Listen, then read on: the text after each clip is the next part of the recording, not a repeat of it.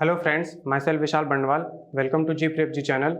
तो आज हम लोग इस वीडियो में डिस्कस करेंगे तुम लोग गेट प्रीवियस ईयर क्वेश्चन सही तरीके से कैसे बना सकता है। क्योंकि जनरली क्या होता है कि जनरली हम देखे हैं कि स्टूडेंट्स जो अपने प्रिपरेशन के दौरान है प्रीवियस ईयर क्वेश्चंस बहुत गलत तरीके से बना रहा होता है और कहीं ना कहीं वो उसका प्रिपरेशन को इफेक्ट करता है। क्योंकि याद रखना, अगर तुम प्रीवियस ईयर क्वेश्चंस अगर सही तरीके से बना लिया तो तुम्हारा 30 to 40% जो तुम्हारा गेट का जो ओवरऑल प्रिपरेशन है वो ऐसे ही हो जाता है। ठीक है, तो इसीलिए ये बहुत इंपॉर्टेंट है कि तुम गेट का जो प्रीवियस ईयर क्वेश्चन है उसको सही तरीके से बनाओ विथ सही माइंडसेट।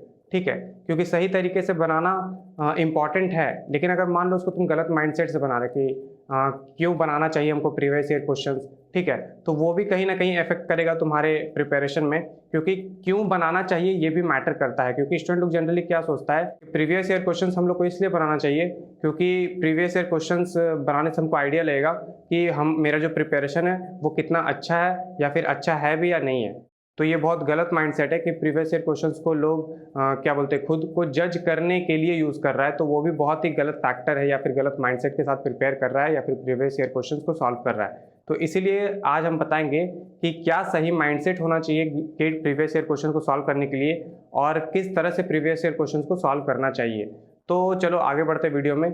सबसे पहला पॉइंट जहाँ स्टूडेंट गलती करता है कि जब वो मान लो कोई सब्जेक्ट है, ठीक है, उसका कॉन्सेप्ट वो पढ़ लिया, उसका लेक्चर्स वगैरह देख लिया, नोट्स वगैरह बना लिया, ठीक है। अब क्योंकि वो कॉन्सेप्ट्स वगैरह पढ़ लिया तो अब क्या है कि वो प्रीवियस ईयर क्वेश्चंस बनाने के लिए पहुंच जाता है। ठीक है, अब मान लो प्रीवियस ईयर क्वेश्चंस बना रहा है तो अब उससे क्या है कि सिर्फ 20 to 30% ही क्वेश्चंस बन रहा है, या फिर हो सकता है सिर्फ 10% ही क्वेश्चंस बन रहा है। तो उसको कहीं ना कहीं ये लगने लगता है कि उसका प्रिपरेशन बहुत ही खराब है, या फिर वो वीक है, या फिर उससे गेट एग्जाम नहीं निकलेगा। तो सबसे पहला बात भाई कि तुम अभी तक कॉन्सेप्ट पढ़ा है, तुम अभी तक उसको अप्लाई करना नहीं सीखा है। तो वो अप्लाई करना कहाँ सीखेगा, वो प्रीवियस ईयर क्वेश्चंस में ही अप्लाई करना सीखेगा कि वो, क्योंकि वो सारे क्वेश्चंस गेट में ऑलरेडी आ चुके हैं। तो वो एक original real GATE exam questions हैं, तो वहीं पर तुम अपना कॉन्सेप्ट को अप्लाई करना सीखेगा। तो सबसे पहले माइंड से ये निकाल दो कि वो जो तुम्हारा गेट प्रीवियस ईयर क्वेश्चंस है वो खुद को जज करने के लिए है। गेट का प्रीवियस ईयर क्वेश्चंस खुद को जज करने के लिए नहीं, बल्कि वो एक लर्निंग रिसोर्स है। वहां से तुमको सीखना है कि जो भी कॉन्सेप्ट्स वगैरह तुम पढ़ा है किसी स्पेसिफिक सब्जेक्ट के लिए, उसको तुम कैसे क्वेश्चंस में अप्लाई कर सकता है, गेट के रियल क्वेश्चंस में, या फिर गेट के क्वेश्चंस में तुम उसको कैसे अप्लाई कर सकता है।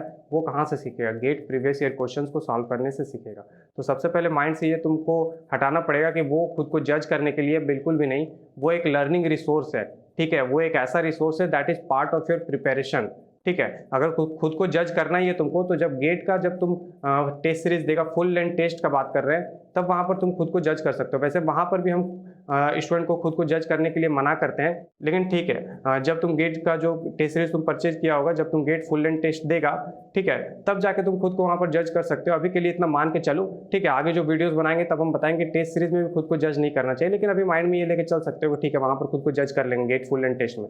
लेकिन जब तुम गेट प्रीवियस ईयर क्वेश्चंस बना रहा है तो दिमाग में ये याद रखना कि ये एक लर्निंग रिसोर्स है। ठीक है, हम लेक्चर्स वगैरह देख लिए हैं, नोट्स वगैरह बना लिए हैं, उसको रिवाइज वगैरह कर लिए, हम कॉन्सेप्ट सीख लिए हैं कि क्या कॉन्सेप्ट्स है उस स्पेसिफिक सब्जेक्ट में।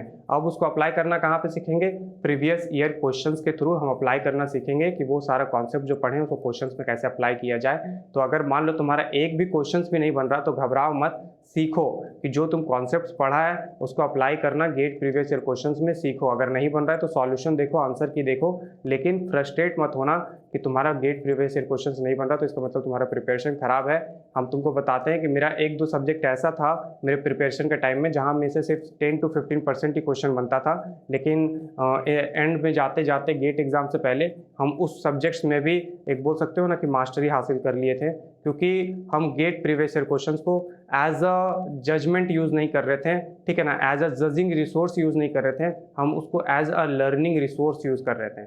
तो पहला पॉइंट ये क्लियर रखना माइंड में। दूसरा पॉइंट जो स्टूडेंट मिस्टेक करता है कि जनरली हम यूट्यूब में देखे हैं दूसरे जो टॉपर्स बताते हैं या फिर यूट्यूबर्स बताते हैं कि जब भी तुम गेट प्रीवियस ईयर क्वेश्चंस बनाओ, ठीक है, तो पहले 10-20 क्वेश्चंस का सेट में डिवाइड कर लो और उसको कंटिन्यूअसली बनाते जाओ, और उसके बाद फिर जाके आंसर की चेक करो कि तुम कितना सही बनाया है कितना गलत बनाया है। ये बहुत ही बड़ा मिस्टेक है जो स्टूडेंट करता है या फिर जो स्टूडेंट को बताया जाता है। इसका सिंपल सा रीजन ये है कि हम लोग का जो गेट पीवाईक्यूज का जो बुक होता है, प्रीवियस ईयर क्वेश्चन का जो हम लोग का गेट का बुक होता है, उसमें जो क्वेश्चन होते हैं वो टॉपिक वाइज डिवाइडेड होते हैं, राइट। तो अब मान लो कि तुम 10-10 क्वेश्चन का सेट बना लिया। अब मान लो तुमसे कोई स्पेसिफिक क्वेश्चंस नहीं बना, तो उस क्वेश्चन को तुम्हारा नहीं बना, तुम उसको स्किप कर दिया क्योंकि तुमको 10 का सेट कंप्लीट करना है। अब आगे का जो 9 क्वेश्चन है, हो सकता है कि जो आगे का 9 क्वेश्चन है वो उसी कॉन्सेप्ट से रिलेटेड हो जो तुमसे अभी क्वेश्चन वो नहीं बना है। तो ऑब्वियसली जब तुमसे वो क्वेश्चन नहीं बना है तो there is very rare chance कि तुमसे आगे के वो 9 क्वेश्चन बनेंगे, क्योंकि सेम कॉन्सेप्ट से रिलेटेड है। तो अब इससे प्रॉब्लम क्या हुआ कि तुम अगर मान लो वो क्वेश्चन तुम्हारा तुम उसको क्लियर नहीं किया उस समय और तुम आगे का 9 क्वेश्चन तुम बनाने गया तो वो क्वेश्चन भी नहीं बनाया। क्यों? क्योंकि तुमसे उस कॉन्सेप्ट से रिलेटेड वो क्वेश्चन बना ही नहीं है। तो ये एक बहुत बड़ा मेजर प्रॉब्लम है और स्टूडेंट को कहीं ना कहीं लगता है यार मेरे से तो कोई भी क्वेश्चन नहीं बन रहा। तो ये इसीलिए उस फैक्टर को हटाने के लिए, ठीक है, वो जो डर अंदर बैठेगा कि यार मेरे से आगे का कोई क्वेश्चन नहीं बन रहा, उसको हटाने के लिए सबसे बेस्ट तरीका है कि हर एक क्वेश्चन सॉल्व करो और उसी समय उसका आंसर की देख लो। अगर वो क्वेश्चन तुम्हारा गलत बना है या फिर नहीं बना है तो उसका सॉल्यूशन को एनालाइज करो और फिर आगे बढ़ो। हर एक क्वेश्चन के लिए तुम आंसर की देखते जाओ, सॉल्यूशन देखते जाओ। अगर नहीं बना है तो 10-10 का सेट का क्वेश्चन बना के गलती मत करना, ठीक है, कि 10 का क्वेश्चन का सेट बना लिया, हमको 10 लगातार बनाना है, ऐसा गलती मत करना। क्योंकि अगर मान लो तुमसे कोई स्पेसिफिक क्वेश्चन नहीं बना है तो there is a high chance कि आगे के जो 8-9 क्वेश्चन है वो उसी कॉन्सेप्ट से रिलेटेड होंगे, क्योंकि टॉपिक वाइज क्वेश्चन डिवाइडेड होते हैं अपने गेट प्रीवियस ईयर क्वेश्चन के बुक में। ठीक है, तो इसीलिए एक क्वेश्चन को बनाओ, उसका अगर नहीं बना है तुमसे उसका सॉल्यूशन देखो, आंसर की देखो, उसके बाद आगे बढ़ो। और कभी भी सेट वाइज क्वेश्चन को डिवाइड मत करना। अगर तुमको कोई यूट्यूबर बता रहा है, कोई अगर तुमको टॉपर बता रहा है, तो कहीं ना कहीं ये मिस्टेक मेरे को लगता है और मेरे को पर्सनली ऐसा फील होता है कि इस तरह से क्वेश्चन को नहीं बनाना चाहिए, क्योंकि ये एक लर्निंग रिसोर्स है। जैसा हम बताएंगे कि एक लर्निंग रिसोर्स है, ये जजिंग रिसोर्स नहीं है कि तुम 10-10 का क्वेश्चन का सेट बना रहा है और उसके बाद फिर चेक कर रहा है कि आंसर की क्या है, आंसर की क्या है, इनमें से सही भी बना है कि नहीं। ठीक है, अरे नहीं भी बन रहा है सही, कोई डजंट मैटर। इसीलिए एक क्वेश्चन को देखो, उस क्वेश्चन को बनाओ, अगर नहीं बना सॉल्यूशन देखो, आंसर की देखो। ठीक है, हर एक क्वेश्चन को बनाओ, उसको सॉल्यूशन देखो, आंसर की देखो और उसके बाद आगे बढ़ना। कभी भी set wise previous year questions को कभी मत बनाना। ठीक है, तो ये दूसरा पॉइंट था। तीसरा पॉइंट जहां मेरे को लगता है कि स्टूडेंट सबसे ज़्यादा गलती करते हैं, मतलब इसमें मेरे को लगता है कि 99% स्टूडेंट ये गलती करता है अपना प्रीवियस ईयर क्वेश्चन सॉल्व करते वक्त, कि क्या होता है कि मान लो स्टूडेंट से कोई क्वेश्चन नहीं बना तो वो क्या किया, फट से जाके बुक के पीछे सॉल्यूशन देख लिया और उस सॉल्यूशन जैसे ही, अगर क्योंकि इंग्लिश अगर उसको आता है तो उसका तो हिंदी समझ में आ ही जाएगा, राइट, मतलब वो एक्सप्लेनेशन तो समझ में आ ही जाएगा और उसको लगता है कि भैया ये मेरा सॉल्यूशन क्लियर हो गया, ये मेरा क्वेश्चन क्लियर हो गया, क्योंकि हमको समझ में आ गया कि एक्सप्लेनेशन क्या है, और फिर वो उसको देख के आगे बढ़ जाता है।